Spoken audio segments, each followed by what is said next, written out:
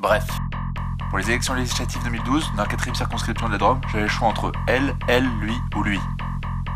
Mais bon, comme elle, je n'avais pas vu ce qu'elle avait fait durant son mandat, je me suis dit qu'elle avait pas dû faire grand chose et que c'était pas si mal de changer. Surtout qu'elle appartient au même groupe que lui qui faisait du pied à elle pendant les élections présidentielles. Et ça, j'ai pas trop aimé. Bref, il me restait le choix entre elle ou lui ou lui. Lui, c'est le personnage mystère. J'ai tapé front de gauche, roman sur Isère législative 2012 sur un célèbre moteur de recherche. J'ai été voir sur le premier site venu, le deuxième, le troisième. Bref, j'ai jamais trouvé. Je me suis dit que le personnage mystère n'existait peut-être pas. Bref, il me restait le choix entre elle ou lui. Jean-David Abel, le candidat écolo, ou Nathalie Niaison, la candidate socialiste. Là, j'ai repensé aux actualités et aux générations futures. Des trucs qui m'ont fait déprimer.